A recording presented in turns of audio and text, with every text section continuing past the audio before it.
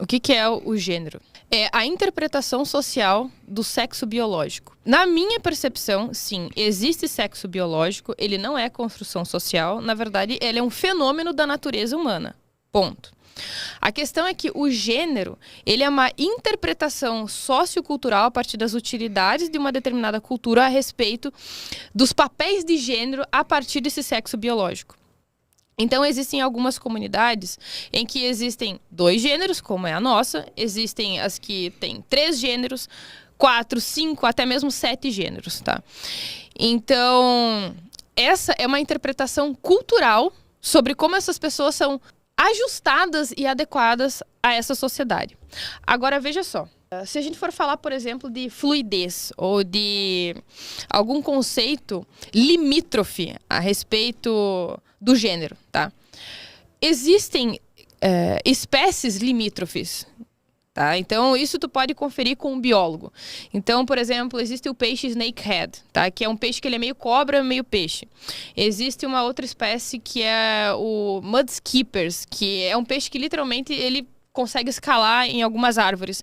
E a gente pode analisar isso como espécies intermediárias. A gente divide as espécies e as classifica por uma questão investigativa de utilidade científica, mas não como se as espécies realmente tivessem início, meio e fim, em que uma começa, a outra termina. Isso não existe na biologia. Outra coisa, existem mulheres que são típicas, tá? É a fêmea adulta da espécie humana. Mas também existem as mulheres atípicas. As mulheres típicas a gente pode conceituar como, por exemplo, tendo o quadril mais largo, a cintura mais fina, ela apresenta mamas. Mas também existem as mulheres atípicas.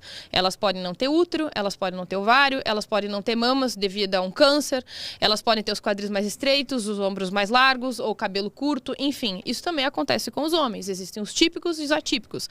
As mulheres transexuais seriam mais um exemplo de mulheres atípicas. E eu posso dar um exemplo da biologia também de uma atipicidade de uma espécie de mamíferos, ornitorrinco. Além dele ser mamífero, ele põe ovos, ele é venenoso e tem bico. Então veja que ele é um mamífero atípico e ainda assim é um mamífero. Então, geralmente quando as pessoas entendem que as mulheres transexuais, elas são de certa forma alguma expressão de socioconstrução exclusivamente, elas estão negando, inclusive, fenômenos biológicos que, de fato, são verificados objetivamente. E uma forma de verificar isso objetivamente também é através de ressonância magnética. Porque o cérebro das mulheres transexuais é mais parecido, o tecido cerebral delas é mais parecido com o cérebro de mulheres cissexuais, e quando elas passam a tomar hormônios, essas semelhanças aumentam. Então, nem tudo é construção social, nem tudo é subjetivo.